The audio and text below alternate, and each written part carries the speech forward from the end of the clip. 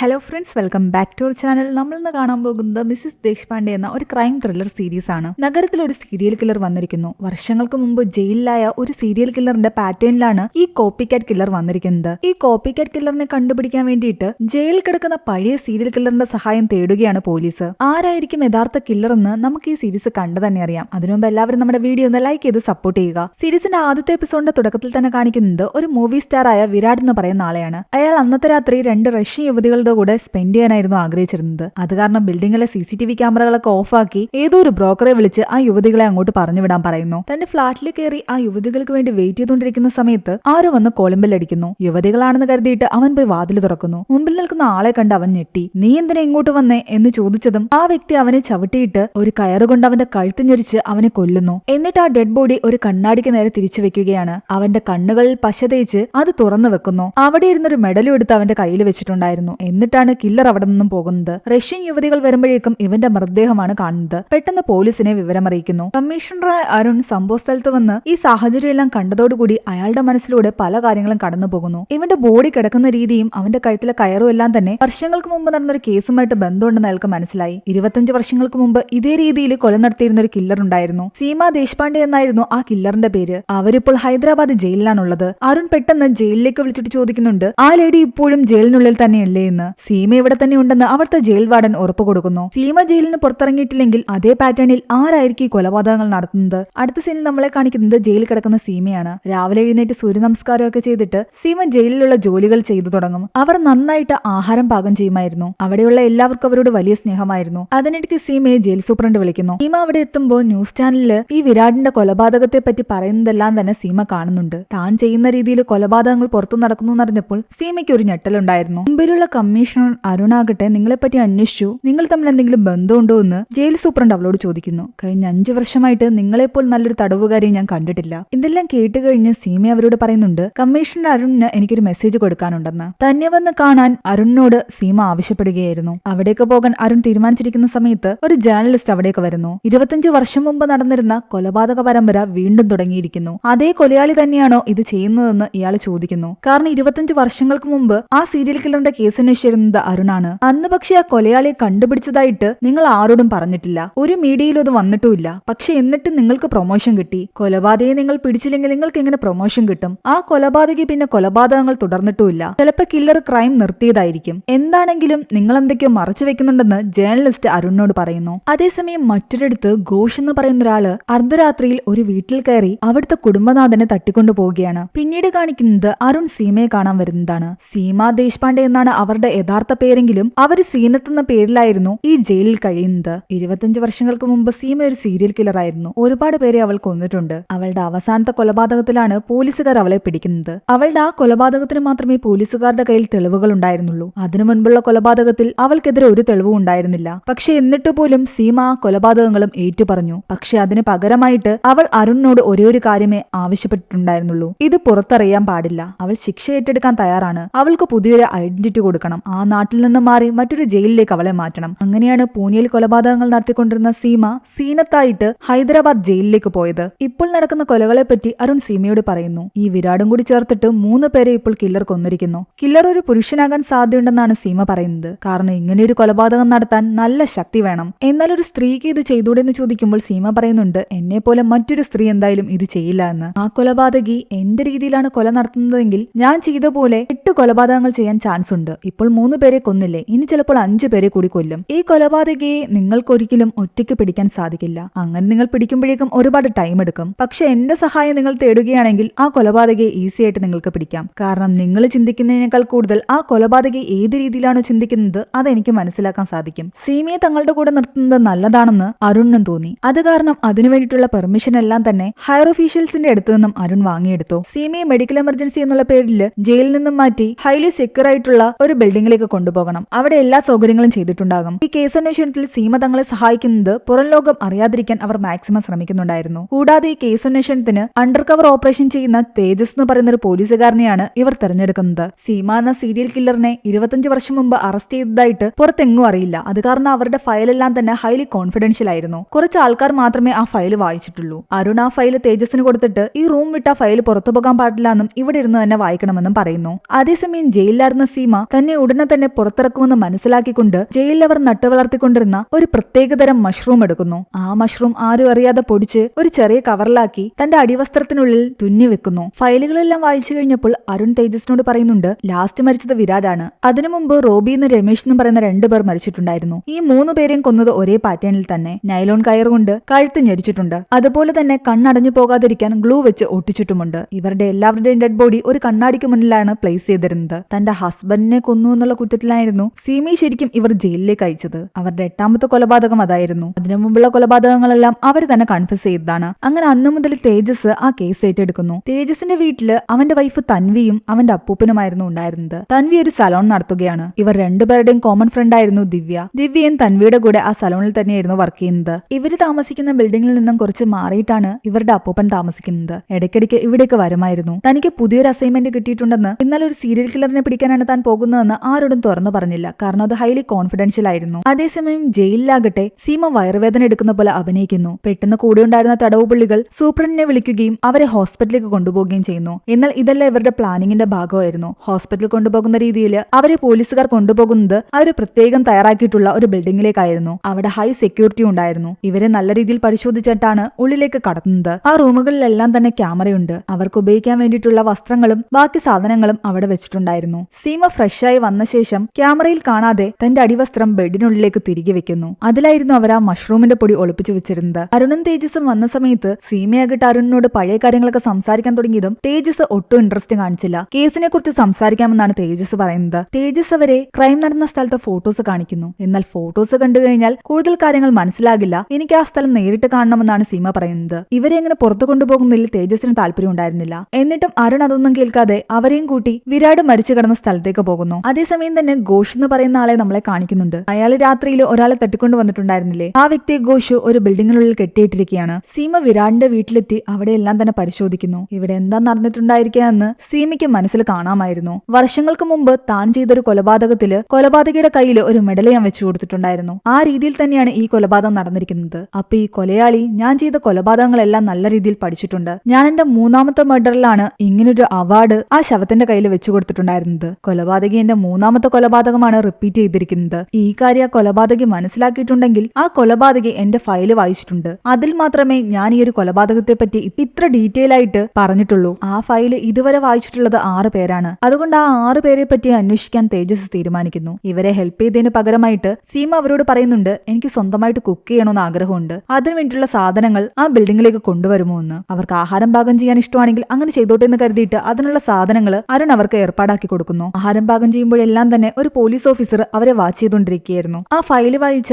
6 പേരെ പറ്റിയും തേജസ് അന്വേഷിച്ചു. അതിൽ 3 പേര് മരിച്ചുപോയി. പിന്നെയുള്ളത് പബ്ലിക് പ്രോസിക്യൂട്ടർ ആയിരുന്നു. 75 വയസ്സുള്ള അയാള് ആ ഫയൽ അന്നേ കത്തിച്ചു കളഞ്ഞു. പിന്നീടുണ്ടായിരുന്നത് അരുണും ഡിഫൻസ് ലോയറുമാണ്. അരുൺ എന്തായാലും ഈ കൊലയുമായിട്ട് ബന്ധമില്ല. ഇനി ആകെ കാണാനുള്ളത് ഡിഫൻസ് ലോയറെയാണ്. ജഹാൻ എന്നായിരുന്നു അയാളുടെ പേര്. തേജസ് അയാളെ പോയി കണ്ട് ആ ഫയലിനെ പറ്റി ചോദിക്കുന്നു. ആ ഡീറ്റെയിൽസ് എല്ലാം അടങ്ങിയ ഫയല് അയാൾ ലോക്കറിലായിരുന്നു വെച്ചിരുന്നത്. എന്നാൽ ഇപ്പൊ നോക്കുമ്പോൾ അത് അവിടെ കാണുന്നില്ല. ഇത് ഇവിടെ നിന്ന് ആരെങ്കിലും എടുക്കുവാണെങ്കിൽ എന്റെ അനന്തരവൻ ഹോഷ് മാത്രമേ എടുക്കൂ. സഹോദരി മരിച്ചപ്പോ വേറെ ആരും ഇല്ലാത്ത കാരണം അവനെ ഞാൻ ഇവിടെ കൊണ്ടുവന്ന് നിർത്തിയതാ. അവനെ കൊണ്ട് എനിക്ക് വലിയ തലവേദനയാണ്. അവർ സംസാരിച്ചുകൊണ്ടിരിക്കുമ്പോൾ തന്നെ ഹോഷ് അവിടേക്ക് വരുന്നുണ്ടായിരുന്നു. ഹോഷിനെ കണ്ടതും തേജസ് അവനെ പിടിക്കാൻ വേണ്ടി കാത്തിരിക്കുകയായിരുന്നു. എന്നാൽ തേജസിനെ കണ്ട് അവൻ പെട്ടെന്ന് അവിടെ നിന്ന് ഓടുന്നു. തേജസ് പുറകെ പോയെങ്കിലും അവനെ കിട്ടിയില്ല. എന്നാൽ അവന്റെ റൂമെല്ലാം തന്നെ നല്ലപോലെ പരിശോധിക്കുമ്പോൾ ബാത്റൂമിൽ നിന്നും തേജസിന് കുറെ കത്തുകൾ കിട്ടുന്നു. അതെല്ലാം തന്നെ ഹോഷ് സീമയ്ക്ക് ജയിലിലേക്ക് എഴുതിയ കത്തുകളും സീമ തിരിച്ചെഴുതിയ കത്തുകളുമായിരുന്നു. ഇവിടെ സീമ താനുണ്ടാക്കിയ ഭക്ഷണം കുറച്ച് കൂടുതലുണ്ട്, നിങ്ങൾക്ക് എല്ലാവർക്കും വേണമെങ്കിൽ കഴിക്കാമെന്ന് പറയുമ്പോൾ ആ പോലീസുകാരൻ പറയുന്നുണ്ട്, ഒരു കൊലയാളി ഉണ്ടാക്കിയ ഭക്ഷണമൊന്നും ഞങ്ങൾക്ക് വേണ്ട എന്ന്. ഹോഷിന്റെ വീട്ടിൽ നിന്ന് കിട്ടിയ കത്തുകൾ തേജസ് അരുണിനെ കാണിക്കുന്നു. സീമ ചെയ്ത കൊലപാതകങ്ങളുടെ ഫയലെല്ലാം കണ്ടിട്ട് അവരോടൊരു ആരാധന തോന്നിയിട്ടാണ് ഹോഷ് അവർക്ക് കത്തുകൾ അയച്ചത്. പതിയെ പതിയെ സീമയ്ക്കും ഹോഷിനോട് സംസാരിക്കാൻ ഇഷ്ടമായിട്ട് അതിന് മറുപടി കൊടുക്കുകയും ചെയ്തു. ആ രീതിയിലായിരുന്നു ആ കത്തുകൾ ഉണ്ടായിരുന്നത്. തേജസ് ഇതെല്ലാം കണ്ടിട്ട് അരുണിനോട് പറയുന്നുണ്ട്, ആ സീമ നമ്മളെ മനഃപൂർവ്വം ചതിക്കുകയാണ്. ഹോഷി തന്നെയായിരിക്കും ആ കില്ലർ. സീമ തന്നെ പോലൊരു കില്ലറെ പുറത്തുണ്ടാക്കിയെടുത്തതാണ്. അവിടെയാണ് ആദ്യത്തെ എപ്പിസോഡ് അവസാനിക്കുന്നത്. 2ാമത്തെ എപ്പിസോഡിന്റെ തുടക്കത്തിൽ കാണിക്കുന്നത് കുറെ നാളുകൾക്ക് മുമ്പ് സീമയും ഹോഷും എങ്ങനെയാണ് പരിചയത്തിലാകുന്നതെന്നാണ്. ഹോഷ് ഒരു ദിവസം അവളെ കാണാൻ ജയിലിലെത്തിയിട്ടുണ്ടായിരുന്നു. എന്നാൽ അവൾ ഹോഷിനെ നേരിട്ട് കാണാൻ കൂട്ടാക്കിയില്ല. അതിനു പകരം തന്റെ കൂടെ ഉണ്ടായിരുന്ന തടവുകാരിയാണ് പറഞ്ഞുവിട്ടത്. ആ തടവുകാരിയുടെ കയ്യിൽ ഹോഷ് പതിവായിട്ട് ലെറ്റർ കൊടുത്തുവിടാൻ തുടങ്ങി. അതിനുള്ള മറുപടിയും സീമ അവരുടെ കയ്യിൽ തന്നെ കൊടുത്തുവിടുകയും ചെയ്യും. ഹോഷി തന്റെ കത്തുകളിൽ അവരോട് പറഞ്ഞിരുന്നത്, നിങ്ങൾ ഈ ഭൂമിക്ക് ഭാരമായിട്ടുള്ള ഒരുപാട് പേരെയാണ് കൊന്നൊടുക്കിയത്. അതുപോലെ ഇപ്പോഴും ഒരുപാട് പേരുണ്ട്. അവരെയൊക്കെ കൊന്നൊടുക്കാൻ ഞാനും ആഗ്രഹിക്കുന്നുണ്ട്. കഥ വീണ്ടും പ്രസന്റിലേക്ക് കാണിക്കുന്നു. അങ്ങനെയാണ് താൻ ഹോഷുമായിട്ട് പരിചയത്തിലായതെന്നും പതിയെ അവന് കത്തുകൾ എഴുതാൻ തുടങ്ങിയതെന്നും സീമ തേജസിനോട് പറയുന്നു. പക്ഷെ ഹോഷ് എങ്ങനെയാണ് ഞാൻ ഹൈദരാബാദ് ജയിലിലുള്ളതെന്ന് കണ്ടുപിടിച്ചതെന്ന് തനിക്ക് അറിയില്ലെന്നും സീമ പറയുന്നു. ആദ്യമൊന്നും ഞാൻ അവനെ കാണാൻ പറ്റില്ല എന്നാ പറഞ്ഞത്. പക്ഷെ അവൻ ലെറ്ററുകൾ ആ തടവുകാരിയുടെ കയ്യിൽ കൊടുത്തുവിടാൻ തുടങ്ങി. ഞാൻ അവന് മറുപടി കൊടുത്തില്ലെങ്കിൽ എന്നെ എക്സ്പോസ് ചെയ്യുന്ന വരെ അവൻ പറഞ്ഞു. ഞാൻ സീനത്ത് എന്നുള്ള പേരില് ഹൈദരാബാദ് ജയിലിൽ കഴിയുന്നത് പുറം ലോകത്ത് അറിയില്ല. വർഷങ്ങൾക്ക് മുമ്പ് കൊല നടത്തിയിരുന്ന സീരിയൽ കില്ലർ ഞാനാണെന്നും പുറം ലോകത്ത് അറിയില്ല. അതെല്ലാം അവൻ പുറത്തു പറയുമെന്ന് പറഞ്ഞപ്പോൾ ഞാൻ അവന് മറുപടികൾ എഴുതാൻ തുടങ്ങി. ഹോഷിനെ നിങ്ങൾ നിങ്ങളെ പോലെയാക്കി മാറ്റുകയായിരുന്നില്ലേ എന്ന് തേജസ് ചോദിക്കുമ്പോൾ സീമ പറയുന്നുണ്ട് ഒരിക്കലും അല്ലാന്ന്. അവൻ ഓൾറെഡി പിടിവിട്ട മനസ്സുള്ള വ്യക്തിയാണ്. അതവന്റെ കത്തുകളിൽ നിന്ന് തന്നെ മനസ്സിലാക്കാം. എന്തൊക്കെയോ വാരി വലിച്ച് എഴുതി വെച്ചിരിക്കുന്നു. അവർ നടത്തിയ ഓരോ കൊലപാതകത്തെ പറ്റിയും അതെങ്ങനെയാണ് ചെയ്തതെന്നും ഒക്കെ സീമ കത്തുകളിലൂടെ എഴുതിയിട്ടുണ്ടായിരുന്നു. അതിൽ നിന്നെല്ലാം ഹോഷ് ഇൻസ്പയർ ആയിട്ടുണ്ടെന്ന് തേജസ് പറയുന്നു. നിങ്ങൾ അവനെ ശരിക്കും കൊലപാതകം ചെയ്യാൻ എൻകറേജ് ചെയ്യുകയായിരുന്നു. പക്ഷെ ഇപ്പം നടന്ന 3 കൊലപാതകത്തെ പറ്റിയും അവൻ ഈ കത്തുകളിൽ എഴുതിയിട്ടില്ല. അവന് തോന്നുന്ന പോലെയാണോ അവനവന്റെ ഇരയെ തെരഞ്ഞെടുക്കുന്നത്? അതൊന്നും തനിക്കറിയില്ല എന്ന് സീമ പറയുന്നു. അവന് പലരോടും ദേഷ്യം ഉണ്ടായിരുന്നു. അവന്റെ ബോസിനോടും അവൻ സാധനം വാങ്ങിക്കാൻ പോകുന്ന കടയിലെ ആളിനോടും ഒക്കെ. എന്നാൽ ഇത് കേട്ട് സീമ പറയുന്നുണ്ട് കൊല ചെയ്യുന്നവരാരാണെന്നും താൻ കൊല ചെയ്തു എന്ന് പറഞ്ഞ് പ്രസംഗിച്ച് നടക്കുന്നത് ആരാണെന്നും തിരിച്ചറിയുന്നത് അത്ര എളുപ്പമല്ല എന്ന്. ഹോഷിനെ ഞാൻ ഇതുവരെ നേരിട്ട് കണ്ടിട്ടില്ല. അതുകൊണ്ട് എനിക്ക് അവന്റെ അടയാളവും നിങ്ങൾക്ക് പറഞ്ഞു തരാൻ അറിയില്ല. തൽക്കാലം ഈ ലെറ്റേഴ്സ് തന്റെ കയ്യിൽ ഇരിക്കട്ടെ എന്ന് പറഞ്ഞിട്ട് സീമ അതെല്ലാം വാങ്ങിക്കുന്നു. അവനെ പറ്റിയുള്ള എന്തെങ്കിലും കാര്യങ്ങൾ ഈ ലെറ്റേഴ്സ് വായിച്ചു കഴിഞ്ഞാൽ ചിലപ്പോൾ ഓർമ്മ വരുമായിരിക്കും. അതേസമയം ഇവിടെ ഹോഷാകട്ടെ താൻ തടവിലാക്കിയിരുന്ന ആ വ്യക്തിയെ കൊല്ലാൻ വേണ്ടിയിട്ട് ബാഗിൽ നിന്നും കയറെടുക്കുന്നതാണ് കാണിക്കുന്നത്. സീമ കത്തുകൾ വീണ്ടും നോക്കിയ ശേഷം തേജസിനോട് സംസാരിക്കണമെന്ന് പറയുന്നു. ഹോഷുമായിട്ട് കത്തെഴുതിയിൽ നിന്നും സീമയ്ക്ക് കുറെ കാര്യങ്ങൾ മനസ്സിലായിട്ടുണ്ടായിരുന്നു. ഹോഷിന് എപ്പോഴും ആരോടെങ്കിലും ഒക്കെ ദേഷ്യം ഉണ്ടാകും. എന്നും ഓരോരോ ശത്രുക്കളെ കുറിച്ച് പറയും. പക്ഷെ സീമയുമായിട്ട് കൂട്ടുകൂടിയ ശേഷം ഹോഷ് തന്റെ മനസ്സിലെ ദേഷ്യമൊക്കെ കുറച്ചിട്ടുണ്ടായിരുന്നു. പിന്നീട് കുറച്ചുനാൾ കഴിഞ്ഞ് അവന്റെ ലെറ്റേഴ്സ് വരാതെയായി. ജൂലൈ 12 ശേഷം അവൻ ജയിലിലേക്ക് വന്നിട്ടില്ല. അതിനുശേഷം എന്തോ സംഭവിച്ചിട്ടുണ്ട്. പിന്നീട് അവന്റെ ഒരു ലെറ്റർ വരുന്നത് ഓഗസ്റ്റ് 17 അന്ന് അവൻ നല്ല ദേഷ്യത്തിലുമായിരുന്നു. ജൂലൈക്ക് ഓഗസ്റ്റിനിടയിൽ അവന്റെ ലൈഫിൽ എന്തോ സംഭവിച്ചിട്ടുണ്ട്. അവൻ ഓഗസ്റ്റ് 17 എനിക്ക് എഴുതിയ കത്തില് എല്ലാവരും കള്ളന്മാരും ചതിയന്മാരും ആണെന്നാണ് പറഞ്ഞിട്ടുള്ളത്. അങ്ങനെ ഹോഷിന്റെ അമ്മാവനെ തന്നെ തേജസ് പോയി കണ്ടിട്ട് ഹോഷിനെ പറ്റി ചോദിക്കുന്നു. ഹോഷിന്റെ സ്വഭാവം വെച്ചിട്ട് ആരും അവനെ അധികം അടുപ്പിക്കില്ല. ആരെങ്കിലും അവനോട് കൂട്ടുകൂടി കഴിഞ്ഞാൽ അവൻ അവരോട് വലിയ രീതിയിൽ അങ്ങ് ക്ലോസ് ആകും. ഒരു നിമിഷം കൊണ്ട് അവരുടെ തൊഴിൽ കൈയിട്ട് അവരോട് അങ്ങ് സംസാരവും തുടരും. അത് കാരണം പലരും അവനെ ഇഷ്ടപ്പെടാതെ അകറ്റി നിർത്തിയിട്ടുണ്ട്. ജൂലൈ 12 ശേഷം അവന്റെ ലൈഫിൽ എന്താ സംഭവിച്ചെന്ന് ചോദിക്കുമ്പോൾ ആ ഒരു ടൈമിലാണ് അവൻ ഏതോ കമ്പനിയിൽ ജോലിക്ക് കയറിയതെന്ന് ഇയാൾ പറയുന്നു. അന്ന് ആ കമ്പനിയിൽ നിന്ന് അവൻ ഏതോ ഒരു കൂട്ടുകാരനെ കിട്ടിയിട്ടുണ്ട്. അയാളായിരുന്നു അവനെ പലപ്പോഴും ഇവിടെ ഡ്രോപ്പ് ചെയ്തിരുന്നത്. അവൻ ജോലി ചെയ്തിരുന്ന കമ്പനി കണ്ടുപിടിച്ച് അവിടെ പോയി അന്വേഷിക്കുമ്പോൾ ഹോഷിനെ കുറിച്ച് എല്ലാവർക്കും മോശം അഭിപ്രായമായിരുന്നു. അവന്റെ സ്വഭാവം ആർക്കും ഇഷ്ടമായിരുന്നില്ല. വന്നതിന്റെ അന്ന് തന്നെ അവിടുത്തെ സൂപ്പർവൈസറുമായിട്ട് അവൻ വലിയ കൂട്ടായി. ജതിൻ എന്നായിരുന്നു അയാളുടെ പേര്. എന്നാൽ പതിയെ ജതിനും മനസ്സിലാക്കി തുടങ്ങി ഇവനൊരു ശല്യമാണെന്ന്. അമിതമായിട്ട് സ്വാതന്ത്ര്യം എടുക്കാൻ തുടങ്ങിയതോടുകൂടി ജതിൻ അവനെ അകറ്റി നിർത്താൻ തുടങ്ങി. പിന്നെ ഹോഷിനെ ഞങ്ങൾ ഇവിടെ നിന്ന് പുറത്താക്കുകയും ചെയ്തിരുന്നു. ആ ജതിൻ എവിടെയെന്ന് ചോദിക്കുമ്പോൾ ഇയാൾ പറയുന്നുണ്ട് ഫ്രൈഡേ ഇവിടെ നിന്ന് ഓഫ് എടുത്ത് പോയതാ, മൺഡേ ജോയിൻ ചെയ്യേണ്ടതാണ്, പക്ഷെ ഇതുവരെയും വന്നിട്ടില്ല. ജതിൻ എന്തെങ്കിലും സംഭവിച്ചിട്ടുണ്ടാകുമെന്ന് തേജസിന് ഡൗട്ട് തോന്നാൻ തുടങ്ങി. അതേ ജതിനെ തന്നെയായിരുന്നു ഹോഷ് തട്ടിക്കൊണ്ടുപോയി ഒരിടത്ത് പാർപ്പിച്ചിരുന്നത്. എന്നിട്ട് ഹോഷ് ഇപ്പോൾ ജതിന്റെ ഫാമിലിയും തടങ്കലിലാക്കിയിരിക്കുകയാണ്. നിങ്ങളുടെ ഹസ്ബൻഡ് നല്ലൊരു ഹസ്ബൻഡ് ആയിരുന്നില്ല എന്നും ഈ മകൾക്ക് നല്ലൊരു അച്ഛനായിരുന്നില്ല എന്നും ഹോഷ് പറയുന്നു. അതെല്ലാം ഞാനായിരിക്കുമെന്നും ഇനി നിങ്ങളെ ഞാൻ സംരക്ഷിക്കുമെന്നും പറഞ്ഞുകൊണ്ട് അവർക്ക് ആഹാരം വിളമ്പി കൊടുക്കുകയായിരുന്നു ഹോഷ്. എന്നാൽ അവരുടെ കൈയും കാലും ഒക്കെ കെട്ടിയിട്ടിട്ടുണ്ടായിരുന്നു. ആ സമയം ജതിന്റെ വീട്ടിലേക്ക് തേജസിന്റെ സംഘം വരുന്നു. ഹോഷിനെ അവർ കൈയോടെ പിടിക്കുന്നു. ഒരു ഫ്രണ്ട് എന്നുള്ള രീതിയിൽ അവനോട് കുറച്ച് ക്ലോസ് ആയിട്ട് സംസാരിച്ചുകൊണ്ടായിരുന്നു തേജസ് അവനെ ക്വസ്റ്റ്യൻ ചെയ്തുകൊണ്ടിരുന്നത്. എന്നാൽ മാത്രമേ അവൻ സത്യങ്ങൾ തുറന്നു പറയൂ. ഹോഷും ചിരിച്ചുകൊണ്ട് ഓരോന്ന് സംസാരിക്കാൻ തുടങ്ങി. സീമയ്ക്ക് എഴുതിയ കത്തുകളെ പറ്റിയൊക്കെ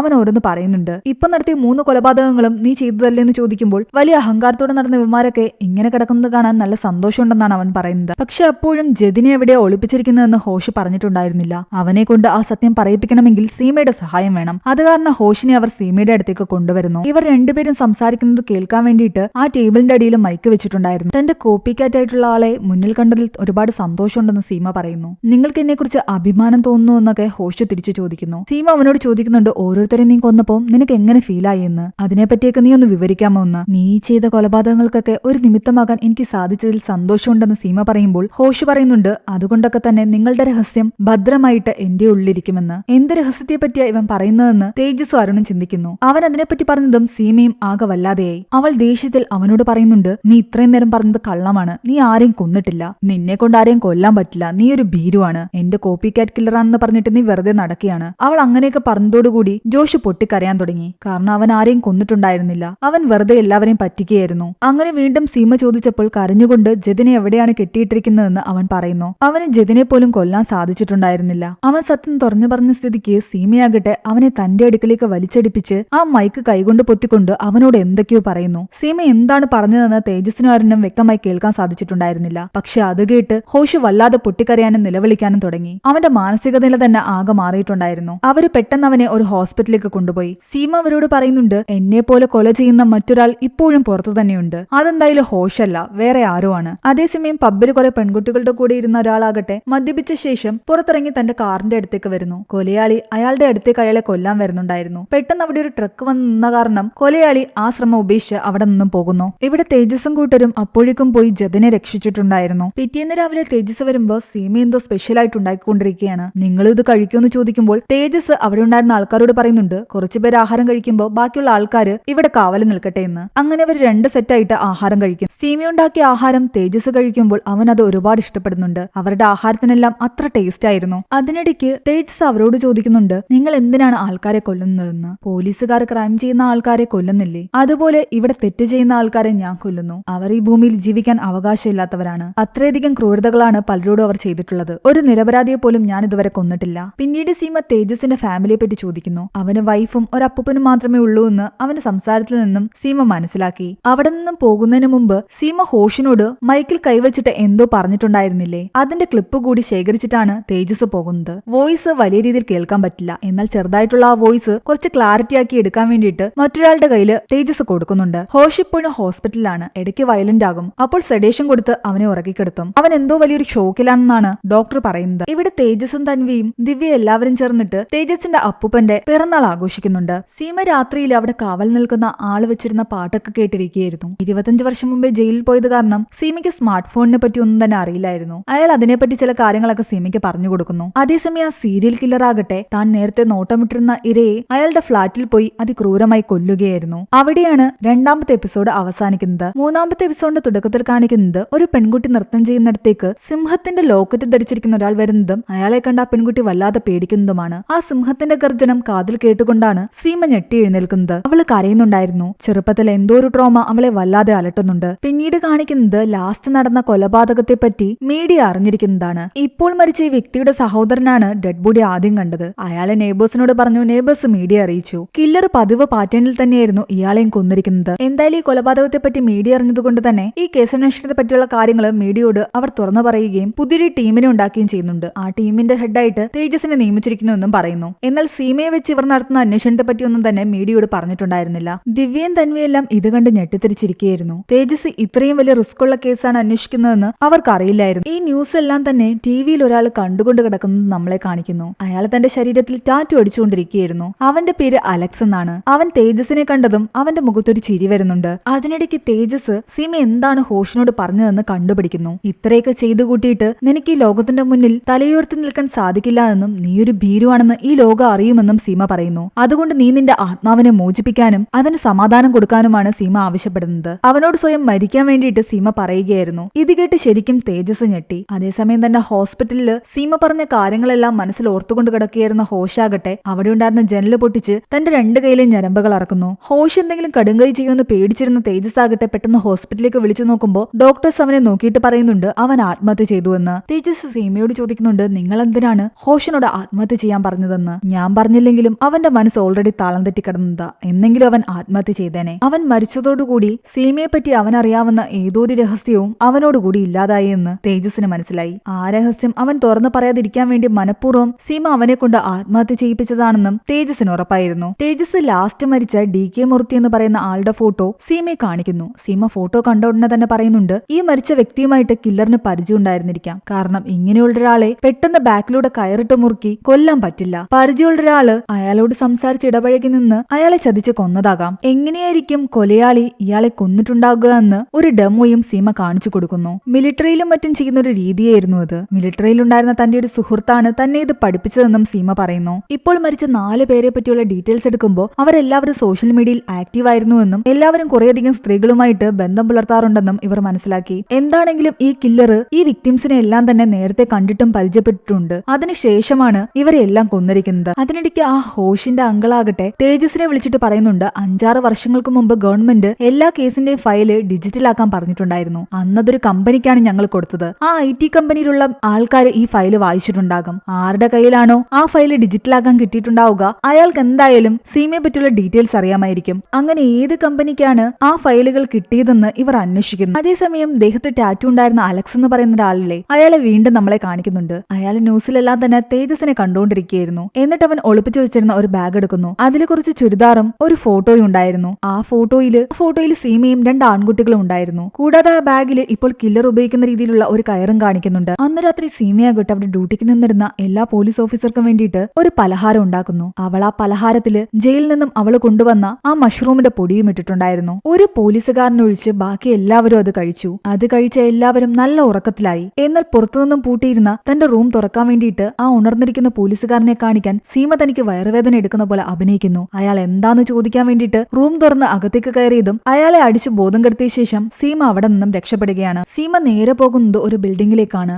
അവിടെ പോയി അവൾ കോളിംഗ് ബെൽ അടിക്കുന്നുണ്ട്. എന്നാൽ ആരെങ്കിലും വാതിൽ തുറക്കുന്നതിന് മുമ്പ് തന്നെ അവിടെ നായ്ക്കൾ കുരയ്ക്കുന്ന കേട്ടിട്ട് വേറെ ആരൊക്കെയോ വാതിൽ തുറന്നിറങ്ങുന്നത് കണ്ട് അവൾ പെട്ടെന്ന് അവിടെ നിന്നും താഴേക്ക് പോകുന്നു. കുറെ നേരം അവൾ അവിടെ തന്നെ വെയിറ്റ് ചെയ്തിരിക്കുകയായിരുന്നു. അങ്ങനെ രാവിലെയായി. അപ്പോഴേക്കും തേജസിന് സീമ രക്ഷപ്പെട്ടു എന്നുള്ള വിവരം കിട്ടുന്നു. തേജസ്സും അരുണും അവിടെ എത്തി ബാക്കി പോലീസുകാരെ എല്ലാം തന്നെ വഴക്ക് പറയുന്നുണ്ട്. സീമ എവിടെ പോയെന്ന് അവർ അന്വേഷിക്കുകയായിരുന്നു. ആ സമയം ഇവിടെ തൻവിയുടെ സലൂണില് ദിവ്യ ആകെ വിഷമിച്ചിരിക്കുന്ന കണ്ടിട്ട് തൻവി കാര്യം തിരക്കുന്നു. ദിവ്യ പറയുന്നുണ്ട്, അടുത്തിടെ എനിക്കൊരു റിലേഷൻഷിപ്പ് ഉണ്ടായിരുന്നില്ലേ, അയാളുമായിട്ടുള്ള റിലേഷൻഷിപ്പ് ഞാൻ അവസാനിപ്പിച്ചു എന്ന്. എന്താ കാര്യം എന്ന് ചോദിക്കുമ്പോൾ ഞങ്ങൾ സെക്സ് ചെയ്യാൻ തുടങ്ങുന്ന സമയത്ത് അവൻ ലൈറ്റ് ഇട്ടു എന്നാണ് ദിവ്യ പറയുന്നത്. എനിക്ക് ലൈറ്റ് ഇടുന്നത് ഇഷ്ടമല്ലാന്ന് നിനക്കറിയില്ലേ, പക്ഷെ അയാൾക്ക് ലൈറ്റ് ഇട്ട് തന്നെ ചെയ്യണം, അത് കാരണം എനിക്ക് ഇഷ്ടപ്പെട്ടില്ല. അങ്ങനെ ബ്രേക്കപ്പ് ആയി. ആ ടൈമിൽ ന്യൂസിൽ സീരിയൽ കില്ലർ കൊല ചെയ്യുന്ന രീതിയെ പറ്റി എല്ലാം തന്നെ കാണിക്കുന്നുണ്ടായിരുന്നു. അവളത് നോക്കി നിൽക്കുമ്പോഴാണ് സീമ അവിടേക്ക് വരുന്നത്. തന്റെ ഹെയർ ഒന്ന് നന്നായിട്ട് വെട്ടണമെന്ന് പറഞ്ഞ് സീമ അവിടേക്ക് വരുമ്പോ അപ്പോയിന്റ്മെന്റ് എടുത്തിട്ടില്ലാഞ്ഞിട്ട് പോലും അവരുടെ ആവശ്യം പ്രമാണിച്ച് തൻവി നല്ല രീതിയിൽ സീമയുടെ മുടിയെല്ലാം കഴുകി നല്ലൊരു ഹെയർ കട്ട് കൊടുക്കുന്നു. സീമ തൻവിയോട് വളരെയധികം ചിരിച്ചൊക്കെയാണ് സംസാരിക്കുന്നത്.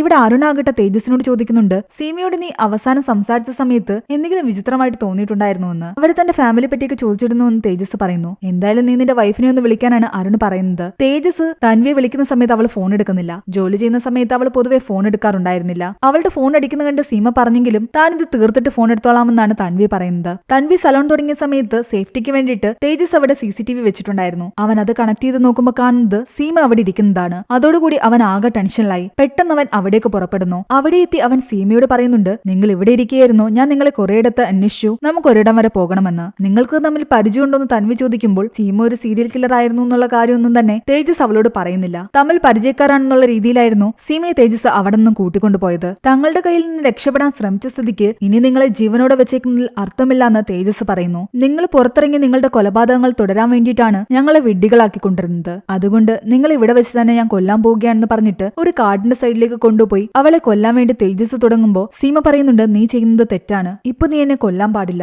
എനിക്ക് ജീവിക്കാൻ ആഗ്രഹമുണ്ട്. കുറച്ചു ദിവസമെങ്കിലും എനിക്ക് എന്റെ മകനെ കണ്ടുകൊണ്ട് ജീവിക്കണം. എന്റെ മുന്നിൽ നിൽക്കുന്ന ഈ മകന്റെ കൂടെ എനിക്ക് കുറച്ച് നാളുകൂടി ജീവിക്കണം. അത് കേട്ട് തേജസ് ഞെട്ടിത്തരിച്ചിരിക്കുകയായിരുന്നു. സീമ പറയുന്നുണ്ട്, ഞാൻ നിന്റെ അമ്മയാണെന്ന്. അവിടെയാണ് 3ാമത്തെ എപ്പിസോഡ് അവസാനിക്കുന്നത്. 4ാമത്തെ എപ്പിസോഡിന്റെ തുടക്കത്തിൽ കാണിക്കുന്നത് സീമ വർഷങ്ങൾക്ക് മുമ്പ് ഒരു ചെറിയ ഹോട്ടൽ നടത്തിയിരുന്നതാണ്. അന്ന് അവളുടെ കൂടെ അവളുടെ മകൻ തേജസും ഉണ്ടായിരുന്നു. സീമ തന്റെ അമ്മയാണെന്നുള്ള സത്യം തേജസ് അറിഞ്ഞതോടുകൂടി അവരെ ഉപദ്രവിക്കാതെ അവൻ വീണ്ടും അവരെ ആ താമസ സ്ഥലത്തേക്ക് തന്നെ കൊണ്ടുവരുന്നു. തേജസ് അരുണിനോട് ചോദിക്കുന്നുണ്ട്, ഈ സത്യങ്ങളൊക്കെ സാറിന് അറിയാമായിരുന്നു എന്ന്. 25 വർഷങ്ങൾക്ക് മുമ്പേ ഈ സത്യങ്ങൾ അരുണിന് അറിയാമായിരുന്നു. തേജസിന്റെ അമ്മ ആക്സിഡന്റിൽ മരിച്ചുപോയെന്നാണ് അവനോട് ചെറുപ്പത്തിൽ പറഞ്ഞിരുന്നത്. എന്നാൽ സീമ കൊലക്കുറ്റത്തിന് ജയിലിലേക്ക് പോയ വിവരങ്ങൾ അവനെ അറിയിക്കാതെ വളർത്തണമെന്ന് സീമ അരുണിനോട് പറഞ്ഞിട്ടുണ്ടായിരുന്നു. അതുകൊണ്ട് തന്നെ അരുണിന്റെ അപ്പൂപ്പനും അവനോട് ആ രഹസ്യങ്ങളൊന്നും പറഞ്ഞിട്ടില്ല. ഇവിടെയുള്ള ആൾക്കാരെ മയക്കിക്കെടുത്തി പുറത്തു പോയതിന് സീമ അരുണിനോട് ക്ഷമ ചോദിക്കുന്നുണ്ട്. സീമ തന്റെ അമ്മയാണെന്ന് അറിഞ്ഞത് കാരണം തേജസ് ഈ കേസിൽ നിന്ന് വിട്ടുനിൽക്കാൻ ആഗ്രഹിച്ചിട്ടുണ്ടായിരുന്നു. എന്നാൽ സീമയ്ക്കാകട്ടെ വീണ്ടും വീണ്ടും തേജസിനെ കാണാൻ കൊതിയായിരുന്നു. സീമ ഇവിടെ നിന്നും ഏകദേശം 3:10 പുറത്തിറങ്ങിപ്പോയത്.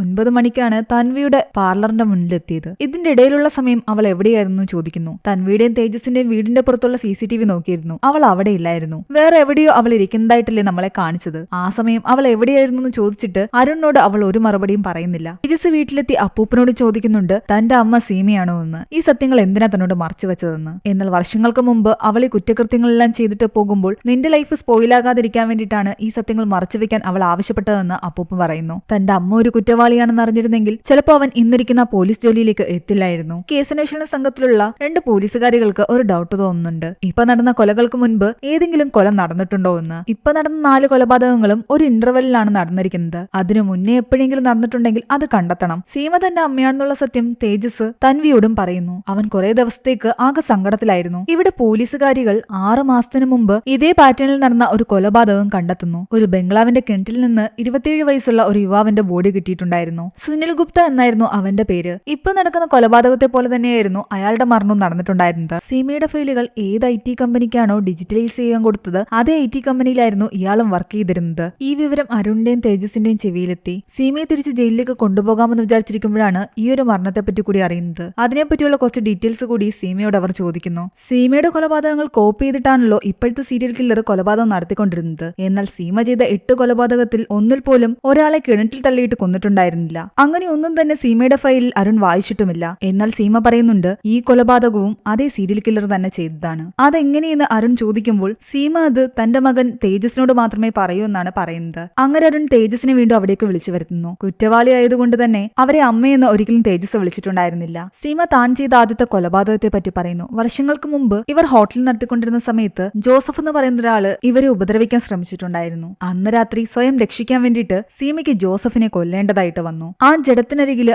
ആകെ തകർന്നിരിക്കുകയായിരുന്നു സീമ. ആ സമയത്താണ് സീമയുടെ അച്ഛൻ അവിടേക്ക് വരുന്നത്. തന്റെ മകൾ സ്വന്തം മാനം രക്ഷിക്കാൻ വേണ്ടിയിട്ടാ ഇങ്ങനെ ചെയ്തതെന്ന് അയാൾക്ക് മനസ്സിലായി. അതുകൊണ്ട് തന്നെ അവളെ പോലീസിന് വിട്ടുകൊടുക്കാതിരിക്കാൻ വേണ്ടിയിട്ട് അയാൾ ജോസഫിന്റെ മൃതദേഹം അവിടെ ഉണ്ടായിരുന്ന കിണറ്റിൽ തള്ളിയിടുകയും ആ കിണർ കംപ്ലീറ്റ് ആയിട്ട് മൂടുകയും ചെയ്തു. അന്ന് അയാൾ തന്നെ ഉപദ്രവിച്ച പല പാടുകളും സീമയുടെ ശരീരത്തിൽ ഇന്നും ഉണ്ടായിരുന്നു. സിഗരറ്റ് കൊണ്ട് കുത്തിയ ആ പാടുകൾ തേജസിനെ അവൾ കാണിക്കുന്നു. ഞാനോ അച്ഛനോ അല്ലാതെ ഈ കൊലപാതകം മറ്റൊരാൾ കൂടി കണ്ടിട്ടുണ്ടാകണം. അത് മറ്റാരുമല്ല, ജോസഫിന്റെ മകൻ അലക്സ്. അന്ന് അലക്സും അവിടെ ഉണ്ടായിരുന്നു. ജോസഫിന്റെ കൂടെ അവൻ അവിടെ വന്നത് സീമ കണ്ടിട്ടുണ്ടായിരുന്നില്ല. ജോസഫിന്റെ മരണത്തോടുകൂടി അനാഥനായ അലക്സിനെ സീമ ഏറ്റെടുത്ത് തേജസിന്റെ കൂടെ വളർത്തിയിരുന്നു. പക്ഷെ അലക്സ് ജോസഫിനെ താൻ കൊല്ലുന്നത് കണ്ടോ ഇല്ലയോ എന്ന് സീമയ്ക്ക് ഉറപ്പില്ല. അവൻ കണ്ടിട്ടുണ്ടെങ്കിൽ ഉറപ്പായിട്ടും ചിലപ്പോൾ അവനായിരിക്കും ഈ സീരിയൽ കില്ലർ. അത് കാരണം അവർ അലക്സ് എവിടെയെന്ന് കണ്ടെത്താൻ ശ്രമിക്കുകയായിരുന്നു. ഇനിയും കേസിന് സീമയെ ആവശ്യം വരുന്നതുകൊണ്ട് തന്നെ തൽക്കാലം സീമയെ ജയിലിലേക്ക് അയച്ചില്ല. സീമ പറഞ്ഞ സത്യങ്ങൾ ശരിയാണോ എന്നറിയാൻ വേണ്ടിയിട്ട് അപ്പൂപ്പനെ വിളിച്ച് തേജസ് ചോദിക്കുന്നുണ്ട്. അയാൾ അതെല്ലാം വീണ്ടും തേജസിനോട് തുറന്നു പറയുന്നു. ആ മൃതദേഹം ഇപ്പോഴും കിണറ്റിൽ തന്നെ ഉണ്ടാകുമെന്നാണ് അവനോട് അപ്പൂപ്പൻ പറയുന്നത്.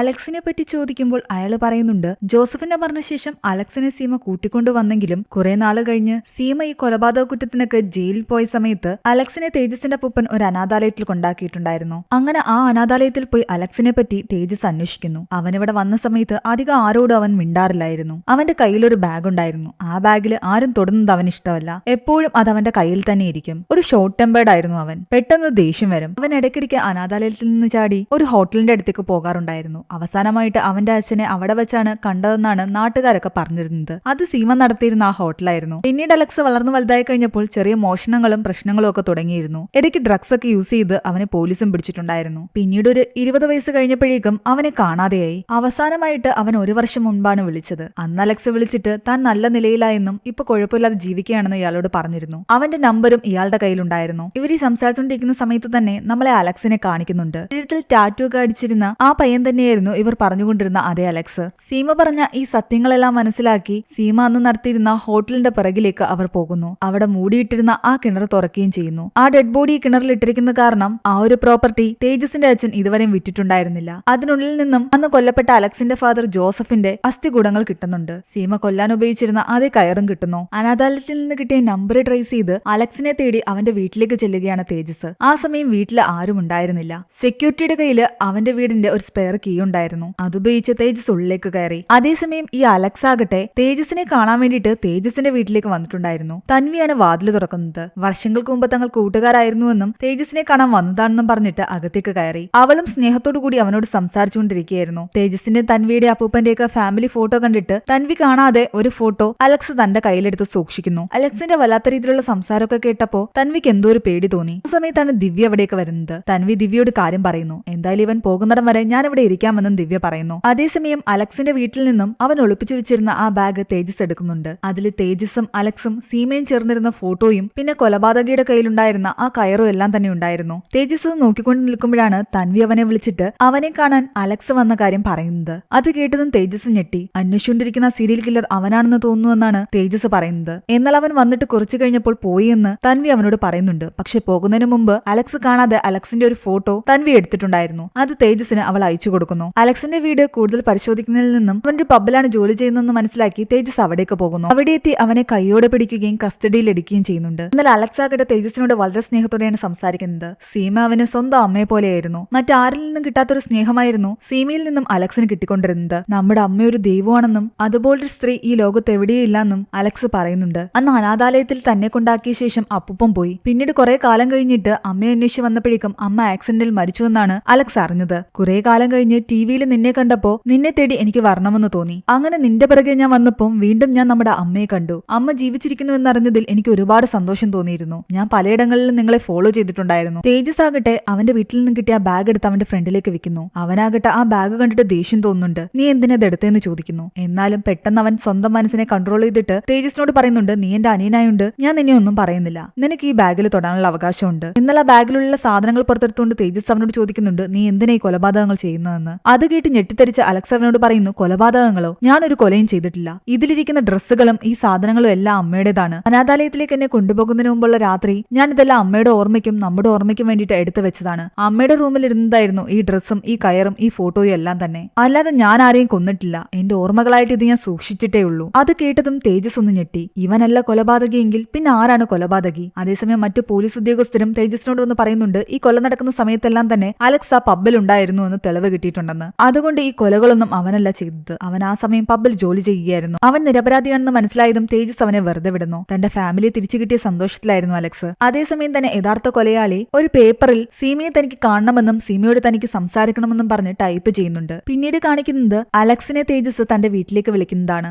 അലക്സ് തന്റെ ഫാമിലിയോട് ഒത്തിരുന്ന് ഡിന്നർ കഴിക്കുന്നു. അലക്സിന്റെ സംസാരവും ചിരിയെല്ലാം തന്നെ ദിവ്യക്ക് ഇഷ്ടപ്പെടുന്നുണ്ടായിരുന്നു. ദിവ്യക്ക് അലക്സിൽ ഒരു ഇൻട്രസ്റ്റ് തോന്നുന്നത് തൻവിയും ശ്രദ്ധിക്കുന്നുണ്ട്. തേജസ് അലക്സിനോട് സീമ ജയിലിലായിരുന്ന കാര്യമൊന്നും പറഞ്ഞിട്ടുണ്ടായിരുന്നില്ല. അവരൊരു നഴ്സിംഗ് ഹോമിലാണെന്നാണ് തേജസ് പറഞ്ഞിരിക്കുന്നത്. തനിക്ക് അമ്മയൊന്ന് കാണണമെന്ന് അലക്സ് പറയുമ്പോൾ അതിനുള്ള ഏർപ്പാട് ഞാൻ ഉണ്ടാക്കാമെന്ന് തേജസ് പറയുന്നു. ആ സമയം തേജസിന്റെ വീട്ടിലേക്ക് ഒരു കൊറിയർ വരുന്നുണ്ട്. ആ കൊറിയറിൽ കൊലയാളി എഴുതിയിരുന്ന ഒരു പേപ്പർ ആയിരുന്നു ഉണ്ടായിരുന്നത്. തനിക്ക് സീമയെ കാണണമെന്നും സംസാരിക്കണമെന്നും പറഞ്ഞിട്ട് കൂടി ഒരു മൊബൈൽ ഫോണും ഉണ്ടായിരുന്നു. ആ ഫോണിൽ ഇതുവരെ അയാൾ ചെയ്ത കൊലപാതകങ്ങളുടെ എല്ലാം തന്നെ ഫോട്ടോസും ഉണ്ടായിരുന്നു. അവിടെയാണ് 4ാമത്തെ എപ്പിസോഡ് അവസാനിക്കുന്നത്. 5ാമത്തെ എപ്പിസോഡിന്റെ തുടക്കത്തിൽ കാണിക്കുന്നത് 1999 കാലഘട്ടമാണ്. സീമ ആ ഹോട്ടൽ നടത്തുന്ന സമയത്ത് അവിടെ ഒരു ഭാര്യയും ഭർത്താവും സുഹാസ് എന്ന് പറയുന്ന ഒരു കൊച്ചുകുട്ടിയും വന്നിട്ടുണ്ടായിരുന്നു. സുഹാസിന്റെ അച്ഛൻ അവനെ ഒരുപാട് തല്ലുമായിരുന്നു. ആഹാരം കഴിച്ചുകൊണ്ടിരിക്കുമ്പോഴും അവനെ ഒരുപാട് വഴക്ക് പറയുന്നത് സീമ കാണുന്നുണ്ട്. കൈ കഴുകാൻ വന്ന അവന്റെ കൈ പരിശോധിക്കുമ്പോൾ അവിടെയെല്ലാം അടികൊണ്ട പാടുകളുണ്ടായിരുന്നു. അവന്റെ ശരീരത്തിലെ പാടുകളെല്ലാം കണ്ട് സീമയുടെ കണ്ണ് നിറഞ്ഞു. അവനെ ഒരിക്കൽ പോലും സീമ അവിടെ ചിരിച്ചു കണ്ടിട്ടുണ്ടായിരുന്നില്ല. നിന്നെ ഞാൻ ഹെൽപ്പ് ചെയ്യാമെന്ന് സീമ സുഹാസിനോട് പറയുന്നു.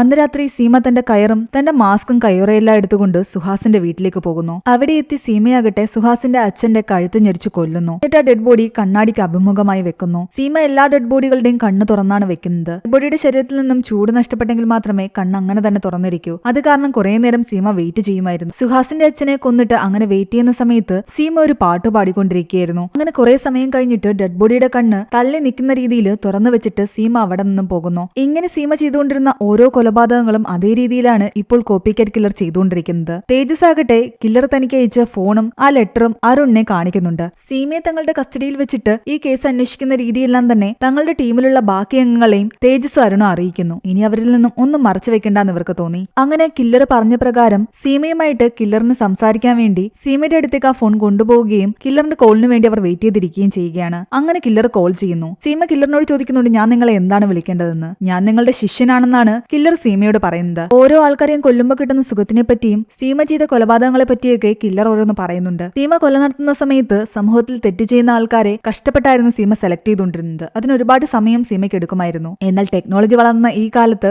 ഇപ്പൊ കൊല ചെയ്യുന്ന കില്ലറിന് ഇതൊക്കെ ഈസി ആയിട്ട് കണ്ടെത്താമെന്ന് പറയുമ്പോൾ ആ കില്ലർ പറയുന്നുണ്ട്, ഞാനും ഒരുപാട് സമയമെടുത്തിട്ടാണ് ഓരോരുത്തരെ തിരഞ്ഞെടുക്കുന്നതെന്ന്. ടെക്നോളജിയുടെ സഹായം ഒന്നും തന്നെ ഞാൻ ഇതുവരെ യൂസ് ചെയ്തിട്ടില്ല. ഫോൺ കട്ട് ചെയ്യുന്നതിന് മുമ്പ് ഞാൻ അടുത്തതായിട്ട് കൊല ചെയ്യാൻ പോകുന്ന ആളെ ഇന്ന് രാത്രി സെലക്ട് ചെയ്യുമെന്ന് ഈ കില്ലർ പറയുന്നുണ്ട്. ഏതൊരു ആപ്പിന്റെ സഹായത്തോടുകൂടി സൗണ്ട് മാറ്റിയായിരുന്നു കില്ലർ ഇവരോട് സംസാരിച്ചുകൊണ്ടിരുന്നത്. അതുകൊണ്ട് തന്നെ സീമ പറയുന്നുണ്ട്, മിക്കവാറും ഈ കില്ലർ ഒരു സ്ത്രീയായിരിക്കും. ചിലപ്പോൾ അതൊരു ഗേ ആകാനും ചാൻസ് ഉണ്ടെന്ന് അരുൺ പറയുന്നു. കില്ലർ ഇതുവരെ കൊന്നിരിക്കുന്നതെല്ലാം തന്നെ പുരുഷന്മാരെയാണ്. അതുകൊണ്ട് തന്നെ കില്ലർ ഒരു സ്ത്രീയാകാനുള്ള ചാൻസ് കൂടും. ആ പുരുഷന്മാര് ഏതെങ്കിലും ഒരു രീതിയിൽ ഈ കില്ലറെ ഉപദ്രവിച്ചിട്ടുണ്ട്. വ്യക്തിപരമായ എന്തോ ദേഷ്യം കൊണ്ടാണ് ഈ കില്ലർ ഇവരെല്ലാം കൊന്നുകൊണ്ടിരിക്കുന്നത്. അങ്ങനെ കേസന്വേഷണം വീണ്ടും മുന്നോട്ട് പോവുകയാണ്. സീമ വീണ്ടും അവിടെ കുക്കിംഗ് ഒക്കെ തുടങ്ങി. അന്ന് ഹോഷ് സീമയോട് നിങ്ങളുടെ രഹസ്യം എന്റെ അടുത്ത് ഭദ്രമായി ഇരിക്കുമെന്ന് പറഞ്ഞിട്ടുണ്ടായിരുന്നില്ലേ? ആ രഹസ്യം നിങ്ങൾ എന്റെ അമ്മയാണെന്നുള്ള കാര്യമാണോ എന്ന് തേജസ് ചോദിക്കുമ്പോൾ സീമ പറയുന്നു, ആ രഹസ്യം അത് തന്നെയാണെന്ന്. സീമയെ പറ്റി അന്വേഷിച്ചിറങ്ങിയ ഹോഷ് ഈ രഹസ്യങ്ങൾ എങ്ങനെയോ മനസ്സിലാക്കിയിട്ടുണ്ടായിരുന്നു. അത് പറഞ്ഞായിരുന്നു സീമയെ അവൻ ബ്ലാക്ക്മെയിൽ ചെയ്തുകൊണ്ടിരുന്നത്. അലക്സിനെ പറ്റിയും സീമയോട് തേജസ് സംസാരിക്കുന്നു. അവന് സീമയെ കാണാനുള്ള ആഗ്രഹത്തെ പറ്റിയും പറയുന്നു.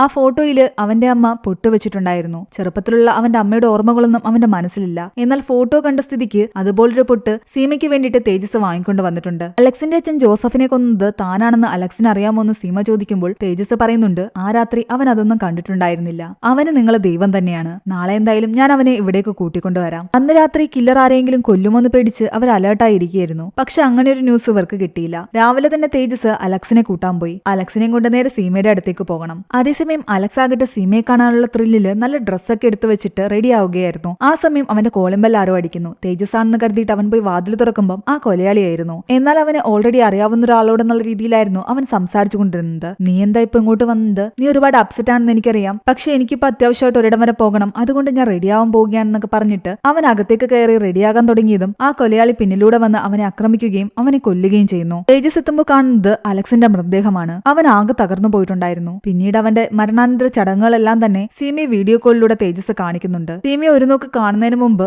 അലക്സ് ഈ ലോകത്തു നിന്നും പോയി. പക്ഷെ ആ വിഷമമെല്ലാം മറച്ചു വെച്ചുകൊണ്ടാണ് പിന്നീട് കൊലയാളി വിളിച്ചപ്പോൾ സീമ സംസാരിച്ചത്. ഈ സമൂഹത്തിന് ആവശ്യമില്ലാത്ത ഒരാളെ കൂടി താൻ കൊന്നുവെന്ന് കൊലയാളി പറയുന്നു. നീ ചെയ്ത കൊലയിൽ എനിക്ക് അഭിമാനമുണ്ടെന്ന് സീമയും ആ കൊലയാളിയോട് പറയുന്നു. മുൻപ് മരിച്ച ആൾക്കാരെ പോലെ തന്നെ യഥാർത്ഥ സ്നേഹം മനസ്സിലാക്കാൻ ഇവന് സാധിച്ചിട്ടുണ്ടായിരുന്നില്ല. കൊലയാളി അങ്ങനെ പറഞ്ഞപ്പോൾ സീമ ചോദിക്കുന്നുണ്ട് സ്നേഹവുമായിട്ട് ഇതിനെന്താ ബന്ധമെന്ന്. എന്നാൽ കൊലയാളി സ്നേഹത്തെപ്പറ്റി തന്നെയായിരുന്നു സംസാരിച്ചുകൊണ്ടിരുന്നത്. ഇതിലൂടെ സീമയ്ക്ക് മനസ്സിലായി കൊലയാളിക്ക് ആരിൽ നിന്നൊക്കെയോ സ്നേഹം കിട്ടിയിട്ടില്ല. ആ ആൾക്കാരെയാണ് ഈ കൊലയാളി കൊന്നുകൊണ്ടിരിക്കുന്നത്. കൊലയാളിയുമായിട്ട് കൂടുതൽ അറ്റാച്ച്ഡ് ആകാൻ വേണ്ടിയിട്ട് സീമ കൊലയാളിയോട് പറയുന്നുണ്ട്, മുൻപ് ഞാൻ കൊല ചെയ്ത സമയത്ത് അതൊക്കെ ഒരുപാട് ഞാൻ എൻജോയ് ചെയ്തിട്ടുണ്ടായിരുന്നു. അതൊക്കെ എനിക്ക് ഒന്നുകൂടി കാണണമെന്ന് ആഗ്രഹമുണ്ട്. നീ അടുത്ത കൊല ചെയ്യുമ്പോൾ ഞാൻ നിന്റെ കൂടെ ഉണ്ടാകണമെന്ന് എനിക്ക് തോന്നുന്നു. അടുത്ത കൊല വീഡിയോ കോളിൽ ലൈവായിട്ട് കാണാനായിരുന്നു സീമയുടെ ആഗ്രഹം. അതിനുള്ള ഏർപ്പാട് താൻ ചെയ്യാമെന്ന് ആ കില്ലർ പറയുകയും ചെയ്യുന്നു. അങ്ങനെ അടുത്ത കൊല നടക്കുന്നതിന് മുമ്പ് ആ കൊലയാളി സീമയെ വീഡിയോ കോൾ ചെയ്യുന്നുണ്ട്. പോലീസുകാരിതെല്ലാം കാണുന്നുണ്ടെന്ന് കൊലയാളിക്കറിയാം. പക്ഷെ തന്നെ ഒരിക്കലും കണ്ടുപിടിക്കാൻ സാധിക്കില്ല എന്നുള്ള വിശ്വാസം കൊലയാളിക്കുണ്ടായിരുന്നു. ഒരു ഡെന്റൽ ക്ലിനിക്കിലെ ഡോക്ടറെയായിരുന്നു ആ കില്ലർ അടുത്തതായി സെലക്ട് ചെയ്തിട്ടുണ്ടായിരുന്നത്. അയാളെ കെട്ടിയിട്ടിട്ട് അയാളെ കൊല്ലാൻ പോകുന്നതിന് മുമ്പ് സീമയോട് കുറെ സംസാരിക്കുന്നുണ്ട് ഈ കില്ലർ. എന്നാൽ ആ സമയം കൊണ്ട് അവിടെ ബാക്കിലുണ്ടായിരുന്ന സർട്ടിഫിക്കറ്റിൽ നിന്നും ആ ഡോക്ടറിന്റെ പേരെന്താണെന്ന് പോലീസുകാർ കണ്ടെത്തുന്നു. അയാളുടെ ക്ലിനിക്കും ലൊക്കേറ്റ് ചെയ്തിട്ട് അവിടേക്ക് തേജസും സംഘവും പോകുന്നു. കൊലയാളി ആ ഡോക്ടറെ കൊല്ലുന്നതിന് മുമ്പ് തേജസിന് അവിടെ എത്തണം. അത്രയും നേരം കൊലയാളിയോട് സംസാരിച്ചുകൊണ്ടിരിക്കാൻ സീമയോട് ഇവർ പറയുന്നുണ്ട്. അങ്ങനെ സീമ സംസാരിച്ചുകൊണ്ടിരിക്കുന്നെങ്കിലും അവസാനം കൊലയാളി കൊല നടത്താനുള്ള പ്ലാനിങ്ങിലായിരുന്നു. ആ ഡോക്ടറിന്റെ കഴുത്തിലേക്ക് കയറിട്ട് വരിഞ്ഞ് ബാക്കിലേക്ക് പിടിച്ചു നിൽക്കുകയാണ് കൊലയാളി. പക്ഷെ കറക്റ്റ് ആ സമയം തന്നെ തേജസും കൂട്ടരും അവിടേക്ക് എൻ്റർ ആകുന്നു. കൊലയാളി പക്ഷെ തൽക്ഷണം അവിടെ നിന്നും രക്ഷപ്പെടുന്നു. എന്താണെങ്കിലും ആ ഡോക്ടറിന്റെ ജീവൻ രക്ഷിക്കാൻ അവർക്ക് സാധിച്ചു. പെട്ടെന്ന് അയാളെ അവർ ഹോസ്പിറ്റലിലേക്ക് കൊണ്ടുപോകുന്നു. തേജസ് കില്ലറിന്റെ പിറകെ ഓടിയെങ്കിലും കില്ലർ അവനെ ഇടിച്ചിട്ട് രക്ഷപ്പെട്ടു. എന്നാൽ കില്ലർ അതീവ ദേഷ്യത്തിലായിരുന്നു. സീമ തന്നെ ചതിക്കാൻ ശ്രമിക്കുകയായിരുന്നു എന്ന് കില്ലറിന് മനസ്സിലായി. കില്ലർ ആരാണെന്നുള്ള ഏകദേശ രൂപം തനിക്ക് കിട്ടിയിട്ടുണ്ടെന്ന് സീമ തേജസിനോട് പറയുന്നു. ഇന്ന് കില്ലർ ആ കൊല നടത്താൻ ശ്രമിക്കുന്നതിനിടയിൽ ഒരു പാട്ട് പാടിയിട്ടുണ്ടായിരുന്നു. ആ പാട്ട് ഞാൻ വർഷങ്ങൾക്ക് മുമ്പ് ഒരാളെ കൊല്ലുന്ന സമയത്ത് പാടിയതാണ്. ആ കൊലപാതക സമയത്ത് മാത്രമേ ഞാൻ ആ പാട്ട് പാടിയിട്ടുള്ളൂ. അത് സുഹാസിന്റെ അച്ഛനെ കൊല്ലുന്ന സമയത്തായിരുന്നു. അങ്ങനെയാണെങ്കിൽ ആ സമയം സുഹാസ് ഞാൻ ചെയ്ത കൊലപാതകം കണ്ടിട്ടുണ്ടാകും. അവന്റെ അച്ഛന്റെ ഉപദ്രവത്തിൽ നിന്ന് അവനെ രക്ഷിക്കാനാണ് അവന്റെ അച്ഛനെ ഞാൻ കൊന്നത്. ആ കൊലപാതകത്തിൽ ഇൻസ്പയർ ആയിരിക്കും സുഹാസ് ഇപ്പോൾ ഈ കൊല നടത്തുന്നത്. മിക്കവാറും അവൻ തന്നെയായിരിക്കും ആ കോപ്പി കാറ്റ് കില്ലർ. അങ്ങനെ അവർ സുഹാസിനെ പറ്റി അന്വേഷിക്കുന്നു. കുറെ നാളുകൾക്ക് മുമ്പ് സുഹാസിന്റെ അമ്മയെ അവനൊരു അനാഥാലയത്തിലാക്കിയ ശേഷം ഇവിടെ നിന്നും പോയതാണ്. അവർക്ക് അൽഷിമേഴ്സ് ഉണ്ടായിരുന്നു. പല കാര്യങ്ങളും ഓർമ്മയില്ല. തേജസ് അവരുടെ മുന്നിലേക്ക് ചെന്ന് നിൽക്കുമ്പോൾ അവർ വിചാരിക്കുന്നത് അത് തന്റെ മകൻ സുഹാസ് ആണെന്നാണ്. ആ രീതിയിലായിരുന്നു അവർ തേജസിനോട് സംസാരിച്ചുകൊണ്ടിരുന്നത്. നീ എന്തിനാ എപ്പോഴും കണ്ണാടിയുടെ മുന്നിൽ പോയി നിന്ന് പെണ്ണുങ്ങളെ പോലെ ഒരുങ്ങുന്നത്? എന്തിനാ പൊട്ടുതൊടുന്നതും ലിപ്സ്റ്റിക് ഇടുന്നതും? അതുകൊണ്ടല്ലേ നിന്റെ അച്ഛൻ നിന്നെ ഒരുപാട് തല്ലുന്നത്? ഇനി മോൻ അങ്ങനെയൊന്നും ചെയ്യാൻ പാടില്ല. നീ ഒരു ആണായിട്ട് തന്നെ വളരണം. അത് കേട്ടതും തേജസ് ഞെട്ടിത്തരിച്ചിരിക്കുകയായിരുന്നു. സുഹാസ് ചെറുപ്പത്തിലൊരു ആൺകുട്ടിയായിരുന്നു. എന്നാൽ വളർന്നു വരുംതോറും അവനൊരു പെണ്ണാകാൻ ആഗ്രഹിച്ചു. അതുകൊണ്ടാണ് അവന്റെ അച്ഛൻ അവനെ ഉപദ്രവിച്ചത്. സുഹാസിനെ പറ്റിയുള്ള ആ വിവരങ്ങൾ അവന്റെ അമ്മയിൽ നിന്ന് കിട്ടിയ ശേഷം അവർ നേരെ പോകുന്നത് ആ ഡോക്ടറെ കാണാനാണ്. കൊലയാളിയുടെ കയ്യിൽ നിന്ന് രക്ഷപ്പെട്ട ആ ഡോക്ടർ ആകട്ടെ തേജസിനോട് പറയുന്നുണ്ട്, ആ കൊലയാളിയെ എനിക്കറിയാം. അതൊരു ട്രാൻസ്ജെൻഡർ ആണ്. ഷെഫാലി എന്ന അവളുടെ പേര്. ആദ്യം ഒരു പെണ്ണാണെന്നുള്ള രീതിയിലായിരുന്നു അവൾ ഒരു പബ്ബിൽ വെച്ച് എന്നെ കണ്ടത്. അതേ ഞങ്ങൾ പ്രണയത്തിലായി. ഒരു ദിവസം രാത്രി ഞങ്ങൾ സെക്സിലേക്ക് കടക്കുന്ന സമയത്ത് അവൾ ഒരു സാധാരണ സ്ത്രീയല്ലാന്ന് എനിക്ക് മനസ്സിലായി. ഒരു ഡോക്ടർ കൂടിയായ എനിക്ക് പെട്ടെന്ന് മനസ്സിലാക്കാമായിരുന്നു അവൾ ലിംഗമാറ്റ ശസ്ത്രക്രിയ നടത്തിയിട്ടുണ്ടെന്ന്. അതുകൊണ്ടാണ് സെക്സിൽ ഏർപ്പെടുന്നതിന് മുമ്പ് അവൾ അവിടുത്തെ ലൈറ്റുകളെല്ലാം തന്നെ ഓഫാക്കിയത്. അവളൊരു ട്രാൻസ്ജെൻഡർ ആണെന്ന് മനസ്സിലാക്കിയതോടുകൂടി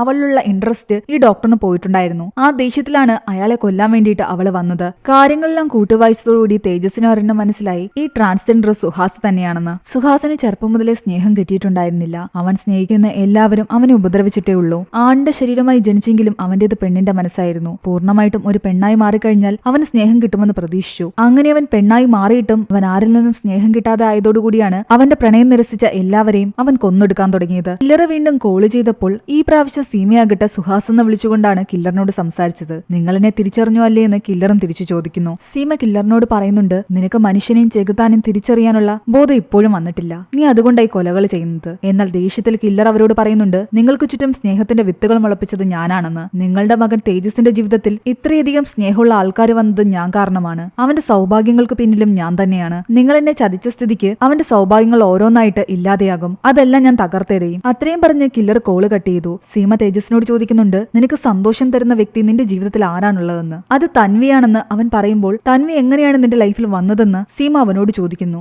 ആ സമയമാണ് അവൻ യഥാർത്ഥ കില്ലറെ മനസ്സിലാക്കുന്നത്. തൻവിയെ അവന്റെ ലൈഫിലേക്ക് കൊണ്ടുവന്നത് മറ്റൊരു വ്യക്തിയായിരുന്നു. അത് ആലോചിച്ച് ഞെട്ടിത്തെറിച്ചു നിൽക്കുന്ന തേജസിനെ കാണിച്ചുകൊണ്ടാണ് ഈ 5ാമത്തെ എപ്പിസോഡ് അവസാനിക്കുന്നത്.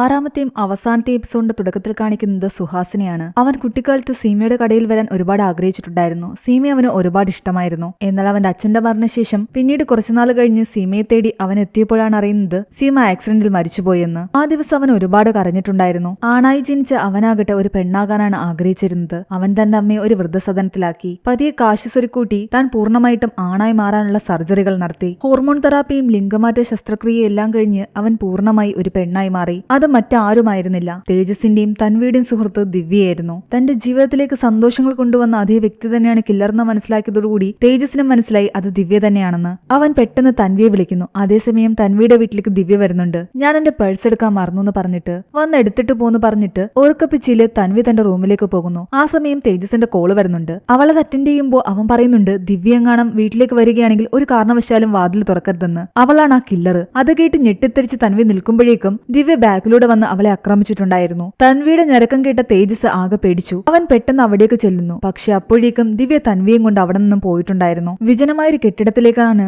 ദിവ്യ തൻവിയെ കൊണ്ടുപോകുന്നത്. രാത്രി മുഴുവൻ അവരെ അന്വേഷിച്ചിട്ടും തേജസിന് കണ്ടെത്താനായില്ല. രാവിലെ ഉറക്കമെഴുന്നേറ്റ തൻവിയാകട്ടെ ദിവ്യയോട് ചോദിക്കുന്നുണ്ട്, നീ എന്റെ ബെസ്റ്റ് ഫ്രണ്ട് അല്ലേ, എന്നോട് എന്തിനാ ഇങ്ങനെയൊക്കെ ചെയ്യുന്നതെന്ന്. നീ തന്നെയല്ലേ എന്റെ ലൈഫിലേക്ക് തേജസിനെ കൊണ്ടുവന്നത്. ഞാൻ നിനക്ക് വേണ്ടിയിട്ട് ഒരുപാട് കാര്യങ്ങൾ ചെയ്തു തന്നിട്ടുണ്ട്. പക്ഷേ നിന്റെ മദറിനില്ല, അവർ എന്നെ ചതിച്ചു. എനിക്കതിന് പകരം വീട്ടിയെങ്കിലേ പറ്റൂ. തൻവിയെ കൊല്ലുന്നതിന് മുമ്പ് ദിവ്യ സീമയെ ഫോൺ ചെയ്യുന്നു. കൊലയാളി ദിവ്യയാണെന്നുള്ള സത്യം തങ്ങൾ തിരിച്ചറിഞ്ഞു എന്നുള്ള രീതിയിൽ തന്നെയായിരുന്നു സീമ അവളോട് സംസാരിച്ചുകൊണ്ടിരുന്നത്. തന്റെ രഹസ്യം അവർ മനസ്സിലാക്കിയ സ്ഥിതിക്ക് പിന്നീട് സൗണ്ട് മാറ്റി സംസാരിക്കാനും ദിവ്യ നിന്നില്ല. അവൾ അവളുടെ ഒറിജിനൽ സൗണ്ടിൽ തന്നെ സംസാരിക്കുന്നു. എന്നാൽ സീമ പറയുന്നുണ്ട്, നീ എന്തിനാ തൻവിയെ ഉപദ്രവിക്കുന്നത്? നിനക്ക് വേണ്ടത് എന്നെയല്ലേ? ഞാനല്ലേ നിന്നെ ചതിച്ചത്? എന്നോടല്ലേ നീ പകരം ചെയ്യേണ്ടത്? തൻവിയെ വെറുതെ വിടുകയാണെങ്കിൽ ഞാൻ നിന്റെ അടുത്തേക്ക് വരാമെന്ന് സീമ പറയുന്നു. ആ ഒരു ഓഫർ നല്ലതാണെന്ന് ദിവ്യക്കും തോന്നി. എന്റെ സമയം സ്ഥലമെല്ലാം തന്നെ ഞാൻ പതിയെ അറിയിച്ചോളാമെന്ന് ദിവ്യ പറയുന്നു. അത് വളരെ റിസ്ക് ഉള്ള കാര്യമാണെന്ന് തേജസിനറിയാം. എന്നാൽ സീമ പറയുന്നുണ്ട്, എന്റെ സംരക്ഷണം ഞാൻ തന്നെ നോക്കിക്കൊള്ളാമെന്ന്. ഞാൻ എങ്ങനെയെങ്കിലും തൻവിയെ രക്ഷിച്ചിരിക്കും. എന്താണെങ്കിലും ഇവര് പോകുമ്പോൾ ഇവരെ ട്രാക്ക് ചെയ്യാൻ വേണ്ടിയിട്ട് സീമയുടെ കാലിൽ അവരൊരു ട്രാക്കർ വെച്ചിട്ടുണ്ടായിരുന്നു. അപ്പോഴും പോലീസുകാരിൽ ചിലർക്ക് ഡൗട്ട് ഉണ്ടായിരുന്നു, ആ കില്ലറുമായിട്ട് ചേർന്നിട്ട് സീമ നടത്തുന്ന പ്ലാനിംഗ് ആണോ ഇതെല്ലാമെന്ന്. കുറച്ചു കഴിയുമ്പോൾ ദിവ്യയുടെ കാൾ അവർക്ക് വരുന്നുണ്ട്. അവളൊരു മാളിലേക്ക് വരാനാണ് ഇവരോട് ആവശ്യപ്പെടുന്നത്. മാളിന്റെ പല ഭാഗത്തും തേജസിന്റെ ആൾക്കാരുണ്ടായിരുന്നു. തന്റെ മകനെ താൻ ഒരുപാട് സ്നേഹിക്കുന്നുണ്ടെന്ന് പറഞ്ഞ ശേഷമാണ് സീമ ദിവ്യ പറഞ്ഞ പ്രകാരം പലയിടങ്ങളിലേക്കും പോകുന്നത്.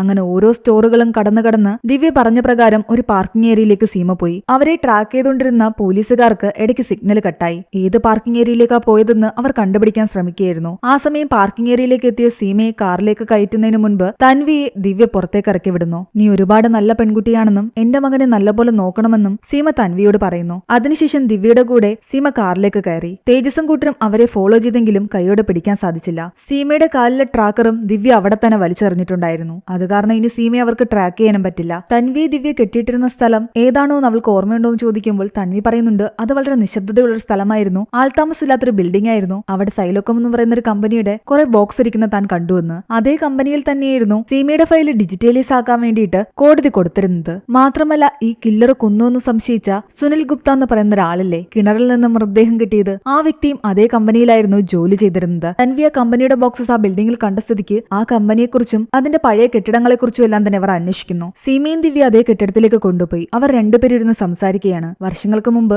സീമയെ താൻ ഒരുപാട് സ്നേഹിച്ചിരുന്നുവെന്നും എന്റെ വിഷമങ്ങൾ നിങ്ങൾ മാത്രമേ മനസ്സിലാക്കിയിട്ടുള്ളായിരുന്നുവെന്നും ദിവ്യ പറയുന്നുണ്ട്. പിന്നീട് അവളുടെ ലൈഫിൽ നടന്ന കാര്യങ്ങളാണ് അവൾ പറയുന്നത്. സീമ ആക്സിഡന്റിൽ മരിച്ചുപോയെന്ന് അറിഞ്ഞിട്ട് അവൾ ഒരുപാട് സങ്കടത്തിലായിട്ടുണ്ടായിരുന്നു. പതിയെ ശസ്ത്രക്രിയയെല്ലാം ചെയ്ത് അവൾ ഒരു പെണ്ണായി മാറി. സൈലക്കോം എന്ന കമ്പനിയിൽ അവൾ ജോലിക്ക് കയറി. കുറ്റവാളികളുടെ ഫയല് കോടതിയിൽ നിന്നും ഡിജിറ്റലൈസ് ആക്കാൻ വന്നപ്പോൾ കറക്റ്റ് സീമയുടെ ഫയല് അവളുടെ കയ്യിൽ തന്നെ കിട്ടി. വർഷങ്ങൾക്ക് മുമ്പ് താൻ ആരാധിച്ചിരുന്ന ആ വ്യക്തി ഇപ്പോഴും ജീവിച്ചിരിക്കുന്നു എന്നറിഞ്ഞപ്പോൾ ദിവ്യയ്ക്ക് ഒരുപാട് സന്തോഷം തോന്നി. ആ ഫയലിലൂടെയായിരുന്നു സീമയെ പറ്റി ഒരുപാട് കാര്യങ്ങൾ ദിവ്യ മനസ്സിലാക്കിയത്. പോലീസുകാർക്ക് അറിയാത്ത ചില കാര്യങ്ങളും ദിവ്യ മനസ്സിലാക്കിയത് ആ ഫയലിലൂടെയാണ്. കാരണം ജയിലിൽ വെച്ചിട്ട് സീമ ഒരു സൈക്കാട്രിസ്റ്റിനെ കണ്ടിട്ടുണ്ടായിരുന്നു. സീമയുടെ ലൈഫിൽ നടന്ന എല്ലാ കാര്യങ്ങളും സൈക്കാട്രിസ്റ്റിനോട് സീമ പറഞ്ഞിട്ടുണ്ടായിരുന്നു. ആ കാര്യങ്ങൾ പോലും ദിവ്യ മനസ്സിലാക്കി. അങ്ങനെയാണ് സീമ ചെയ്ത ആദ്യത്തെ കൊലപാതകം എല്ലാം തന്നെ ദിവ്യയ്ക്ക് മനസ്സിലായത്. കമ്പനിയിലെ വേറെ ആരുടെയെങ്കിലും ഡെസ്കിൽ ആ ഫയൽ എത്തിയിരുന്നെങ്കിൽ ഇതൊന്നും ഉണ്ടാകില്ലായിരുന്നു. ഇതെല്ലാം ഒരു വിധിയാണെന്ന് സീമ അവളോട് പറയുന്നു. സീമയുടെ ആ ഫയല് വായിച്ചതിൽ നിന്നും സീമ എന്തുകൊണ്ടാണ് ഇങ്ങനെ ആയതെന്ന് ദിവ്യ മനസ്സിലാക്കിയിട്ടുണ്ടായിരുന്നു. തന്റെ ജീവിതത്തിൽ നിന്നും ദുഷ്ടനായ തന്റെ അച്ഛനെ ഇല്ലാതാക്കിയ സീമയ്ക്ക് വേണ്ടിയിട്ട് അവരുടെ ഫാമിലി നല്ലതാക്കണമെന്ന് ദിവ്യ ആഗ്രഹിച്ചിട്ടുണ്ടായിരുന്നു. അങ്ങനെയാണ് സ്ഥിരമായിട്ട്